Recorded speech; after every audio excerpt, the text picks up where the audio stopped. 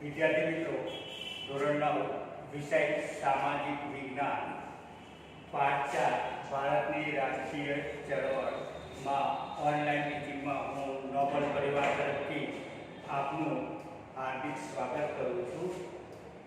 પાઠ 4 માં આપણે એની પ્રસ્તાવના જોઈએ તો કે ભારતના વસવાટ દરમિયાન બ્રિટિશરોએ ભારતની રાજકીય પરિસ્થિતિથી પરિચિત થયા। એટલે ભારતમાં કાયમી વસવાટ જેવું કરી નાખેલો 200 વર્ષના વસવાટથી તે ભારતની રાજકીય પરિસ્થિતિથી તે વાકેફ હતા। ભારતની રાજકીય ખટપટો અને આંતરિક નબળાઈનો લાભ ઉઠાવી બ્રિટિશ ઈસ્ટ ઇન્ડિયા કંપનીએ ઈસવીસન 1757માં બંગાળમાં પગપેસારો કરી। એટલે જૂના વખતના રાજાઓમાં અંદરો અંદર ખટરાગ હતો। આ ખટરાગનો લાભ લઈને બ્રિટિશ ઈસ્ટ ઇન્ડિયા કંપનીએ ઈસવીસન 1757માં બંગાળમાં પગપેસારો કર્યો હતો।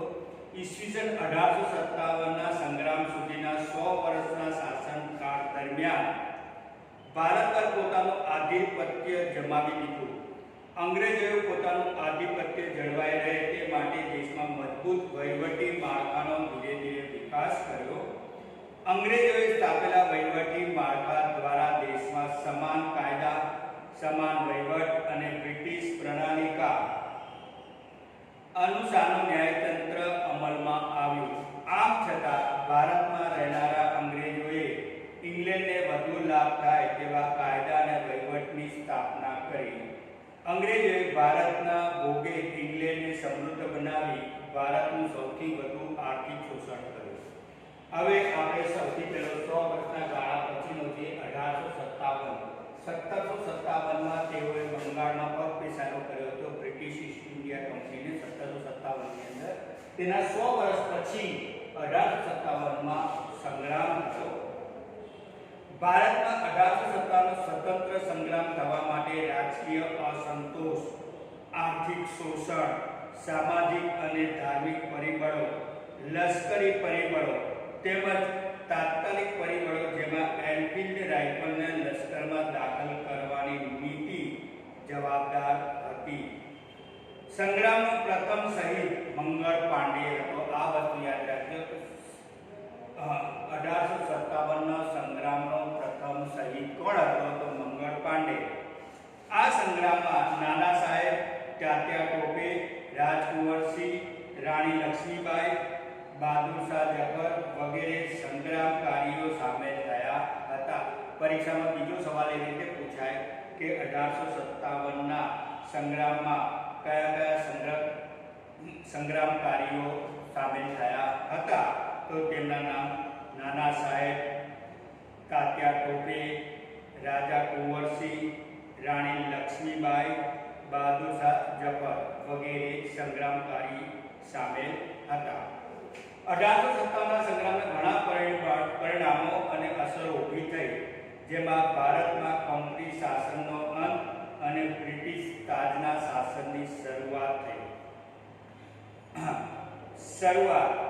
વહીવટી, લશ્કરી, સામાજિક, ધાર્મિક નીતિમાં બદલાવ વગેરેનો સમાવેશ કરી શકાય છે। 1857નો સંગ્રામ નિષ્ફળ જવા માટે નિર્ધારિત સમય કરતાં વહેલી શરૂઆત થઈ। પછી બીજો એવી રીતે સવાલ પૂછાય કે 1857નો સંગ્રામ શા માટે નિષ્ફળ ગયો? તો કે 1857નો સંગ્રામ નિષ્ફળ જવા માટે નિર્ધારિત સમય જે સમય નિર્ધારિત કર્યો હતો એના કરતાં વહેલો શરૂ થઈ ગયો। કેન્દ્રીય નેતાગીરીની ઉણપ, એમાંથી કેન્દ્રીય નેતાગીરી જેને પણ સ્વીકારી હતી, દાખલા તરીકે આપણે બહાદુર શાહ જફરે સ્વીકારી હતી, તેની ઉણપ હતી। અપૂરતા અને પછાત શસ્ત્રો, અને શસ્ત્રો પણ પૂરતા નહોતા અને પછાત હતા, પારંપરિક શસ્ત્રો હતા। સંગ્રામકારીઓમાં રાષ્ટ્રીય ભાવના કરતાં પોતાના અંગત સ્વાર્થની પ્રાધાન્ય, યોગ્ય અને સંગઠિત નેતૃત્વનો અભાવ જેવા કારણો જવાબદાર હતા। બરાબર, જેનો વિસ્તૃત અભ્યાસ તમે અગાઉના ધોરણમાં શીખી ગયા છો। એટલે પરીક્ષામાં ફરીથી ધ્યાન રાખો વિદ્યાર્થી મિત્રો કે 1857ના સંગ્રામ નિષ્ફળ જવા માટેના કારણો આપો। તો તમારે આ રીતે લખવાનું છે વિદ્યાર્થી મિત્રો કે 1857નો સંગ્રામ નિષ્ફળ જવા માટે તે નિર્ધારિત સમય કરતાં વહેલી શરૂઆત થઈ હતી। કેન્દ્રીય નેતાગીરીની ઉણપ હતી, અપૂરતા અને પછાત શસ્ત્રો હતા, સંગ્રામકારીઓમાં રાષ્ટ્રીય ભાવના કરતા પોતાના અંગત સ્વાર્થ યોગ્ય અને સંગઠિત નેતૃત્વનો અભાવ જેવા કારણોને લીધે 1857નો સંગ્રામ નિષ્ફળ ગયો. હવે આપણે આગળ જઈએ તો કે બહિષ્કાર અને સ્વદેશી ચળવળ. ભારતની રાષ્ટ્રીય ચળવળમાં એક મહત્વનો બનાવ હતો બંગભંગના આંદોલન, જે ઈસવીસન 1905માં થયો હતો. ની સાથે સાથે બહિષ્કાર અને સ્વદેશી ચળવળનો અંગ્રેજની કૂટનીતિના પરિણામે ભાગલા પાડો અને રાજ કરોની નીતિને લીધે બહિષ્કાર અને સ્વદેશી ચળવળને વેગ મળ્યો. અંગ્રેજોની નીતિ હતી ભાગલા પાડો અને રાજ કરો. આ નીતિને કારણે બંગભંગની ચળવળને વેગ મળ્યો હતો. બ્રિટિશ શાસન સમયે બંગાળ એ સૌથી મોટો પ્રાંત હતો, જેમાં આજના બંગાળ, બિહાર અને ઓડિશાનો સમાવેશ થતો હતો. એટલે જૂની વખતે જ્યારે અંગ્રેજોના શાસન વખતે બંગાળની અંદર બિહાર અને ઓડિશા પણ સમાયેલું હતું, એટલે બંગાળ મોટો વિસ્તાર હતો. ભારતના બીજા પ્રદેશો કરતાં બંગાળ રાષ્ટ્રીય ચેતનાનું કેન્દ્ર હતું. રાષ્ટ્રીય ચળવળનો વેગ અને વિચાર બંગાળમાંથી જ મળતો હતો. વળી 1857ના સંગ્રામમાં હિન્દુ અને મુસ્લિમ એક સાથે અંગ્રેજો સામે લડ્યા હતા. તેથી ભાગલા પાડો અને રાજ કરોની અંગ્રેજોની કૂટનીતિ દ્વારા કોમવાદને ઉત્તેજના આપવા માટે ભાગલા પાડવામાં આવ્યા હતા. એટલે કે 1857ના વિપ્લવ વખતે અથવા સંગ્રામ વખતે હિન્દુ અને મુસ્લિમ બંને ભેગા થઈને આ ચળવળ ચલાવતા હતા. એટલે અંગ્રેજોએ કોમવાદની કૂટનીતિ અપનાવી ભાગલા પાડો અને રાજ કરોની નીતિ અપનાવી હતી. વાઇસરોય કરઝન, જે ઈસવીસન 1899 થી 1905 દ્વારા વિશાળ બંગાળ પ્રાંતના વહીવટી કાર્યક્ષમતાના બહાના હેઠળ પૂર્વ બંગાળ અને પશ્ચિમ બંગાળ એમ બે ભાગલા પાડ્યા. એટલે વાઇસરોય કરઝને વિશાળ બંગાળ વિશાળ હતું, એટલે એને વહીવટ કરવામાં કોઈ મને તકલીફ પડે છે, એટલે વહીવટી કાર્યક્ષમતા લાવવાના બહાના હેઠળ બંગાળના બે ભાગલા પાડ્યા, પૂર્વ બંગાળ અને પશ્ચિમ બંગાળ. બંગાળના ભાગલાનો ઉગ્ર વિરોધ કર્યો 16 ઓક્ટોબર 1905માં.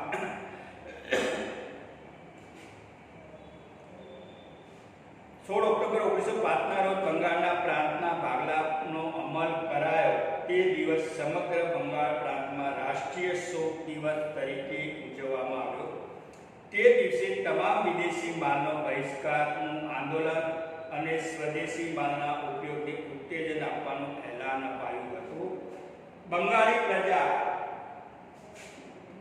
પ્રજા માત્ર નહીં, પરંતુ ભારતના અન્ય લોકો પણ માનવા લાગ્યા હતા કે હિન્દમાં રાષ્ટ્રવાદનો જુવાળ જે જોરશોરથી શરૂ થયો છે તેને રોકવા આ વિભાજન કરાયું છે.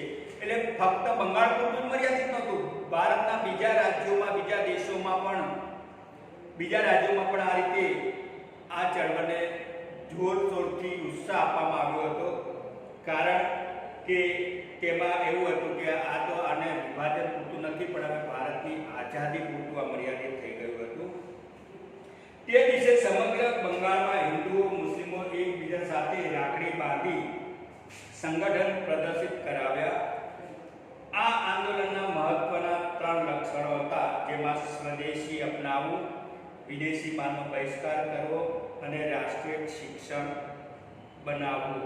તો વિદ્યાર્થી મિત્રો, તમને બંગભંગના ચળવળના મુખ્ય લક્ષણો કયા હતા? 3 લક્ષણો. તો આ 3 લક્ષણો જણાવવાનું છે: સ્વદેશી અપનાવવું, વિદેશી માલનો બહિષ્કાર કરવો અને રાષ્ટ્રીય શિક્ષણ અપનાવવું. સ્વદેશી આંદોલનથી ભારતને ખૂબ લાભ થયો. જ્યારે વિદેશી માલના બહિષ્કારને પરિણામે ઇંગ્લેન્ડને વેપારનો મોટો ફટકો પડ્યો. માન્ચેસ્ટરથી આવતું કાપડ બંધ થઈ ગયું. ઇંગ્લેન્ડથી આયાત થતા ખાંડ, બૂટ, સિગરેટ, તમાકુ વગેરેની આયાતો પણ ઘટી અને ભારતમાં બનેલા કાપડનું વેચાણ વધ્યું. સ્વદેશી માલ બનાવવાના કારખાના શરૂ થયા. બંગાળ ઉપરાંત હિન્દના અન્ય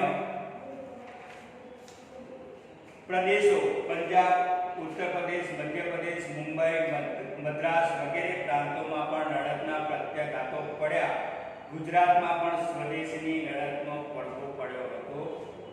આનો પડઘો બ્રિટિશ પાર્લામેન્ટમાં જબરજસ્ત પડ્યો હતો અને પાર્લામેન્ટે પુનઃ વિચાર કરીને માત્ર 6 વર્ષ બાદ, એટલે કે ઈસવીસન 1911માં બંગાળના ભાગલા રદ કરવા પડ્યા હતા.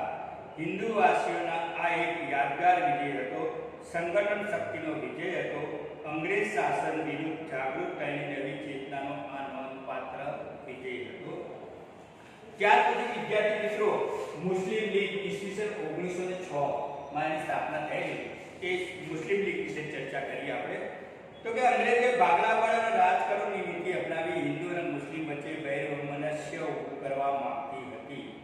તે સમયના વાઇસરોય લોર્ડ મિન્ટો અને હિન્દી વજીર માર્લોએ સાથે મળીને હિન્દના રાષ્ટ્રવાદને કચડી નાખવા યોજના કરી.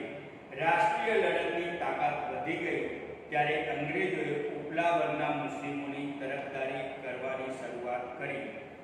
અલગ મતાધિકાર અને અલગ મતદાર મંડળોની માંગણી કરવા, એક મુસ્લિમ સંગઠનની રચના કરવા, મુસ્લિમોના એક જૂથને સમજાવવામાં અંગ્રેજો સફળ રહ્યા. પરિણામે મુસ્લિમ લીગની સ્થાપના ઈસવીસન 1906 માં થઈ. આ સંસ્થાની સ્થાપનામાં મુસ્લિમોના ધાર્મિક વડા આગા ખાન, ઢાકાના નવાબ સલીમુલ્લાહ ખાન, વાઇસરોય મિન્ટો અને તેના ખાનગી મંત્રી ડનલોપ સ્મિથે મહત્વની ભૂમિકા ભજવી હતી. મુસ્લિમો કોંગ્રેસના વાર્ષિક અધિવેશનમાં હાજર ન રહે તે માટે કોંગ્રેસના અધિવેશનના દિવસે જ મુસ્લિમ લીગનું વાર્ષિક અધિવેશન ગોઠવવામાં આવતું. આમ અલગ પ્રતિનિધિત્વની માંગણી મુસ્લિમો નહીં પરંતુ અંગ્રેજોની નીતિની નિપજ હતી. મિન્ટોએ મુસ્લિમોને સહયોગી બનાવવાની નીતિની શરૂઆત કરી. તેથી મિન્ટોને કેટલાક લેખકો મુસ્લિમ કોમવાદના પિતા કહેવામાં આવે છે. આ યાદ રાખજો કે મિન્ટોને શા માટે મુસ્લિમ કોમવાદનો પિતા કહેવામાં આવે છે, કારણ કે તેણે મુસ્લિમોને સહયોગી બનવાની નીતિની શરૂઆત કરી હતી. એક ઇતિહાસકારો ત્યાં સુધી લખે છે કે પાકિસ્તાનના સાચા સર્જક મોહમ્મદ અલી જીના કે રહીમતુલ્લાહ નહીં પરંતુ લોર્ડ મિન્ટો જ હતા. ત્યારથી હિન્દુ મુસ્લિમ સંઘર્ષ વધ્યો અને છેવટે હિન્દના ભાગલામાં પરિણમ્યો. હવે આપણે આગળ જઈએ ટોપિકમાં ઉગ્ર ક્રાંતિકારી ચળવળનો ઉદ્ભવ અને વિકાસ. તો વિદ્યાર્થી મિત્રો, ભારતમાં ક્રાંતિકારી પ્રવૃત્તિની શરૂઆત વાસુદેવ બળવંત ફડકેએ કરી. દામોદર ચાફેકર તથા બાલકૃષ્ણ ચાફેકર બંધુઓ, વીર સાવરકર, બદ્રીનાથ ઘોષ, ખુદીરામ ઘોષ, પ્રફુલ્લ ચાકી, રામપ્રસાદ બિસ્મિલ, અશફાક ઉલ્લાહ ખાન, ચંદ્રશેખર આઝાદ, ભગતસિંહ, શિવરામ રાજગુરુ, સુખદેવ, બટુકેશ્વર દત્ત, રોશનસિંહ જેવા અનેક ક્રાંતિકારીઓએ રાષ્ટ્રવાદની જ્યોત જલતી રાખી. શસ્ત્રો બનાવવાથી માંડીને તેનો ઉપયોગ સુધીની તાલીમ પામેલા યુવાનોએ અંગ્રેજ સરકારની ઊંઘ હરામ કરી નાખી. ઉગ્ર ક્રાંતિકારી ચળવળો હિન્દમાં ઉદ્ભવી અને દેશ વિદેશમાં પસરી. તેની પૂર્વ ભૂમિકામાં બંગાળના ભાગલા રદ કરાવવામાં ચાલેલું આંદોલન, સુરતના કોંગ્રેસ અધિવેશન એટલે કે ઈસવીસન 1907 પડેલા જહાલ, ઉગ્રવાદી અને માળ એટલે ઉદારવાદી જૂથ એમ બે ભાગલા અને કોંગ્રેસી માત્ર ઠરાવો, વિનંતીઓ અને આજીજી કરવાની પદ્ધતિનો પ્રબળ વિરોધ જેવા સંજોગો પડેલા છે. લાલ બાલ પાલની ત્રિપુટીએ જહાલવાદી નીતિ અપનાવી. હિન્દુ યુવા કાર્યક્રમ નવું ચૈતન્ય રેડ્યું. હિન્દુ રાષ્ટ્રીય કોંગ્રેસની ઢીલી પોચી નીતિનો એક જબરજસ્ત નવો વળાંક આપ્યો. લોકમાન્ય બાળ ગંગાધર ટિળકે તેના ઉગ્ર ભાષામાં જાહેર કર્યું કે સ્વરાજ મારો જન્મસિદ્ધ હક છે અને તે હું લઈને જ જંપીશ. વિદ્યાર્થી મિત્રો, આ યાદ રાખજો કે તમને પરીક્ષામાં પૂછાય છે કે કયા સંગ્રામકારી એ આ વાક્ય કહેલું હતું કે સ્વરાજ મારો જન્મસિદ્ધ હક છે અને તે હું લઈને જંપીશ. તો જવાબ આવે લોકમાન્ય ગંગાધર ટિળક, જે આઝાદીના ક્રાંતિકારી લડવૈયાનો મંત્ર બની ગયો હતો. ત્યારે ભારતના નવયુવાનોના એક વર્ગ વિદેશી શાસનની ગુલામીમાંથી આઝાદી મેળવવા પ્રયાસો હાથ ધર્યા. ઉગ્ર ક્રાંતિકારી લડતના લડવૈયા માતૃભૂમિની સ્વતંત્રતા માટે હસ્તેમુખી બલિદાન આપવા તત્પર હતા. તેઓ પ્રાણ આપી શકતા અને આઝાદીની પ્રાપ્તિ માટે બીજાનો પ્રાણ લઈ પણ શકતા હતા. ભારતમાં મહારાષ્ટ્ર, બંગાળ, પંજાબ, બિહાર, ઓડિશા, ગુજરાત, રાજસ્થાન, મદ્રાસ પ્રાંત, ઉત્તર પ્રદેશ અને મધ્ય ભારતમાં ક્રાંતિકારી પ્રવૃત્તિઓ પ્રસરી હતી. આ પ્રવૃત્તિઓમાં મિત્ર મેળા સોસાયટી, અભિનવ ભારત સમાજ, અનુશીલન સમિતિ, અંજુમને મુહિલીન વતન, ઇન્ડિયન પેટ્રિયોટ્સ એસોસિએશન, પાછળથી તેનું નામ ભારત માતા થયું, વગેરે સંસ્થાઓ સ્થાપીને ક્રાંતિકારી પ્રવૃત્તિઓને ભારે વેગ આપ્યો. પ્રથમ તબક્કામાં સંધ્યા, યુગાંતર, નવશક્તિ અને વંદે માતરમ, કેસરી, મરાઠા જેવા વર્તમાનપત્રો અને સામયિકોએ સતત બળ પૂરું પાડ્યું. અલીપુર હત્યાકાંડમાં 34 જેટલા ક્રાંતિકારીઓ પર કેસ ચલાવાયો. હાવડા હત્યાકાંડ તથા ઢાકા હત્યાકાંડના અનેક ક્રાંતિકારીઓની ધરપકડ કરાયેલી. દિલ્હીમાં વાઇસરોય હાર્ડિંગ પર બોમ્બ ફેંકી હત્યા કરવાનો પ્રયાસ 13 નવેમ્બર 1909ના રોજ થયો હતો. અમદાવાદમાં રાયપુર દરવાજા બહાર વાઇસરોય વિન્ડો ઉપર નખાયેલો બોમ્બ વગેરે બનાવો દ્રષ્ટાંત રૂપે આપી શકાય છે. બીજા તબક્કામાં એટલે કે 1920 થી 1942 કાકોરી લૂંટ કેસ, લાહોર હત્યાકાંડ અને કેન્દ્રીય ધારાસભા એટલે કે દિલ્હીમાં બોમ્બ નાખવાના બનાવો બનેલા. આ સઘળી પ્રવૃત્તિઓમાં સહભાગી બનનાર ક્રાંતિવીરો વિશે તમે અગાઉના ધોરણમાં પણ અભ્યાસ કરી ચૂક્યા હતા. હવે આપણે ગુજરાતમાં ઉગ્ર ક્રાંતિકારી ચળવળ જોઈએ તો ગુજરાતમાં સશસ્ત્ર ક્રાંતિની ભૂમિકા તૈયાર કરનાર સર્વપ્રથમ નેતા અરવિંદ ઘોષ હતા. આ સવાલ યાદ રાખજો કે ગુજરાતમાં સશસ્ત્ર ક્રાંતિકારીની ભૂમિકા તૈયાર કરનાર કોણ ક્રાંતિવીર હતા? તો અરવિંદ ઘોષ. પરંતુ તેઓ પડદા પાછળ હતા. અરવિંદ ઘોષના ભાઈ બારેન્દ્ર કુમાર ઘોષ હંમેશા આગળ રહેતા. બારેન્દ્ર કુમાર ગુજરાત આવ્યા અને દક્ષિણ ભાગની કુંડી વળ્યા.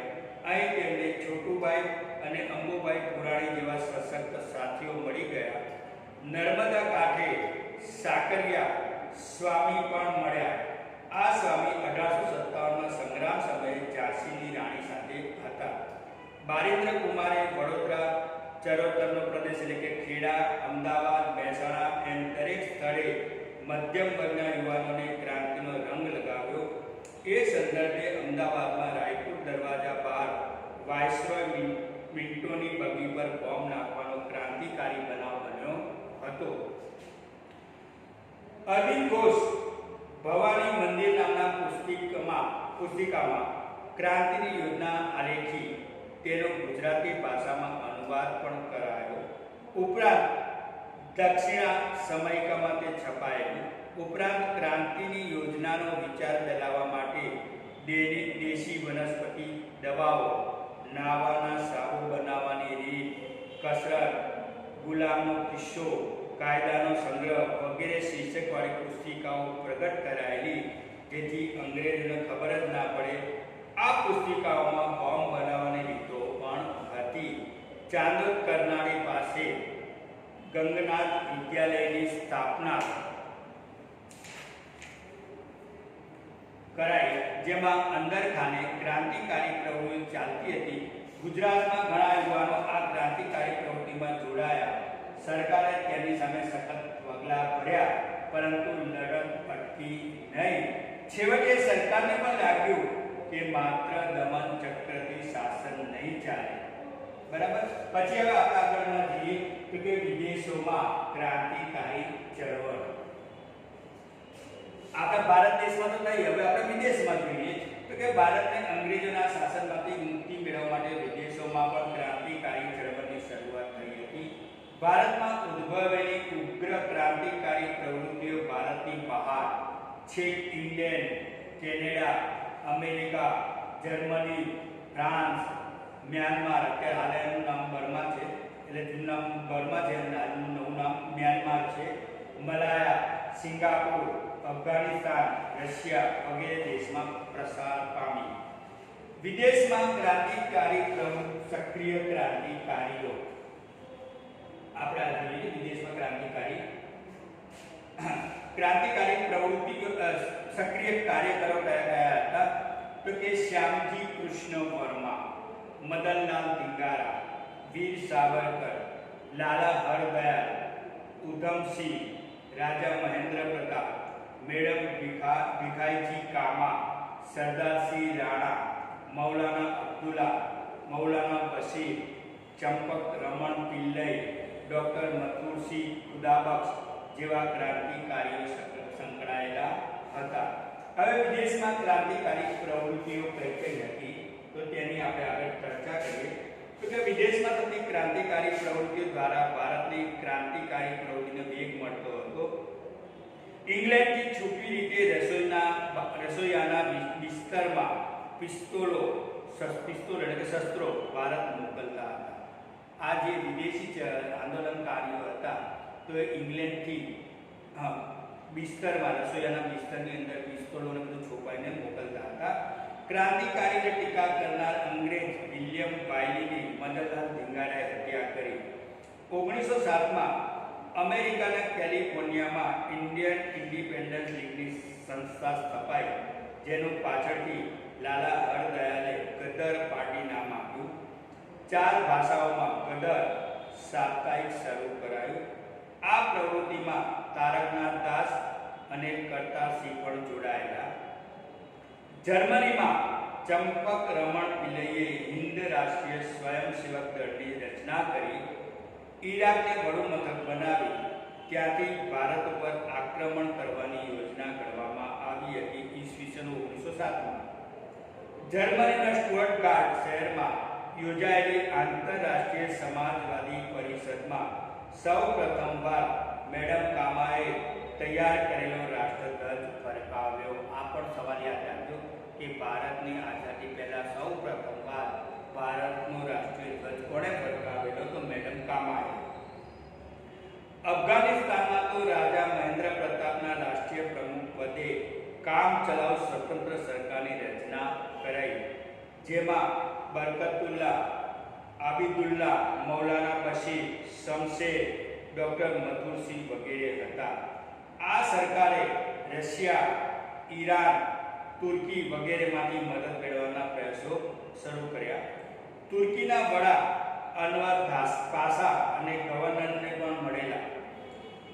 રેશમી રૂમાલ ઉપર લખેલું ગાલિબનામા ષડયંત્રના તમામ મુસ્લિમોએ એકત્રિત સંગઠિત થઈ ખ્રિસ્તીઓ સામે જંગ માંડ્યો એ પકડાઈ ગયું.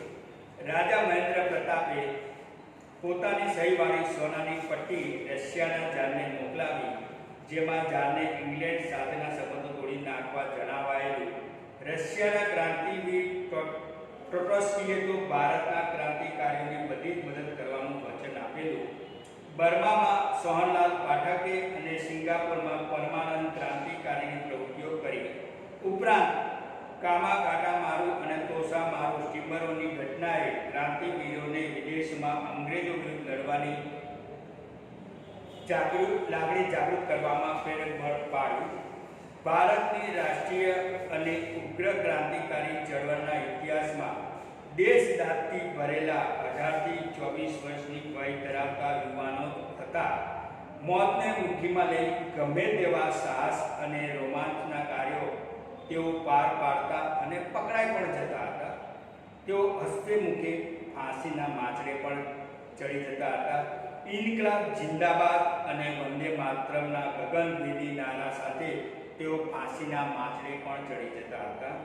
અને એ રીતે મા ભૌમની આઝાદીના ઉમદા ધ્યેયને માટે વીરગતિ પામતા તેમણે જે ઊંચી દેશભક્તિ, ત્યાગ અને બલિદાન આપ્યા છે તે યુવા પેઢીને સદીઓ સુધી પ્રેરણા આપતા રહ્યા. ત્યાર પછી વિદ્યાર્થી મિત્રો આવે છે મોર્યન સુધારા 1909.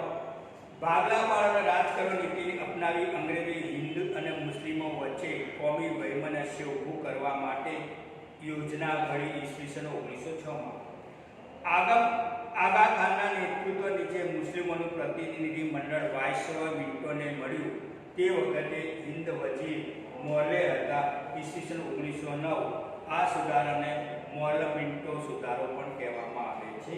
ત્યાર પછી આવે છે ગાંધીજીનું ભારતમાં આગમન. ગાંધીજી દક્ષિણ આફ્રિકામાં રંગભેદ વિરુદ્ધ સત્યાગ્રહની લડત સફળ રીતે લડીને પાછા ફર્યા. ઈસવીસન 1915માં તેમના રાજકીય ગુરુ ગોપાલ કૃષ્ણ ગોખલે અને આધ્યાત્મિક ગુરુ શ્રી રાજચંદ્ર પાસેથી પ્રેરણા મેળવી હતી. આ સવાલ વિદ્યાર્થી મિત્રો યાદ રાખજો કે ગાંધીજીના રાજકીય ગુરુ અને આધ્યાત્મિક ગુરુ કોણ હતા? તો રાજકીય ગુરુ હતા ગોપાલ કૃષ્ણ ગોખલે અને આધ્યાત્મિક ગુરુ હતા શ્રીમદ રાજચંદ્ર. એમની પાસેથી તેમણે પ્રેરણા મેળવી. ગાંધીજીએ ઘણા ખરા ભાગોનો પ્રવાસ કરીને હિંદના જીવનને ઓળખવાનો પ્રયાસ કર્યો. હિન્દુસ્તાનની ગરીબીનું મૂળ અંગ્રેજો દ્વારા થતા શોષણને કારણભૂત ગણી હિન્દમાંથી બ્રિટિશ શાસનને નાબૂદ કરવાનો ઉપાયો વિચારાયા. ત્યારબાદ વિદ્યાર્થી મિત્રો લોરેટ એક્ટ ઈસવીસન 1919 બ્રિટિશ સરકારે ઇંગ્લેન્ડના કાયદા ખાતાના પ્રધાન રોલેટના અધ્યક્ષ પદે રોલેટ એક્ટ ઘડી કાઢ્યો. ઈસવીસન 1919 આ કાયદો ક્રાંતિકારીઓ અને રાષ્ટ્રવાદીઓનું દમન કરવાના ઉદ્દેશથી ઘડાયેલો હતો. વ્યક્તિ સ્વતંત્ર અને વાણી સ્વતંત્રને હણી નાખતો આ કાયદો કાળા કાયદા તરીકે ઓળખાયો. આ કાયદા મુજબ કોઈપણ શંકાસ્પદ વ્યક્તિની ધરપકડ કરી શકાતી અને તેના પર મુકદ્દમો ચલાવ્યા સિવાય દિવસો સુધી તેને જેલમાં પૂરી રાખી શકાતા હતો. જેથી ગાંધીજીએ આને કાળો કાયદો કહ્યો. મોતીલાલ નહેરુના મતે દલીલ, અપીલ અને વકીલાતનો અધિકાર લઈ લેવામાં આવ્યો હતો. આ કાયદાથી બ્રિટિશ સરકારને વિરોધીઓનું દમન કરવાની વિશાળ સત્તા મળી ગઈ. તેથી તેને અને પ્રજાએ ઠેર ઠેર વિરોધ કર્યો. સભાઓ, સરઘસો, દેખાવો અને હડતાળોનું તેનું વિરોધમાં આયોજન થયું. ગાંધીજીની દિલ્હીમાં સરકારે ધરપકડ કરી. પંજાબમાં ડૉક્ટર સત્યપાલ અને ડૉક્ટર કિચલુની ધરપકડ કરતા આંદોલન ઉગ્ર થયું. સરકારે દમનનો દોર છૂટો મૂક્યો. વિદ્યાર્થી મિત્રો, આ સાથે આ ટોપિક અહીં પૂરું થાય છે. નેક્સ્ટ ટોપિકમાં હું તમને જલિયાવાલા બાગનો હત્યાકાંડ સમજાવીશ. અસ્તુ.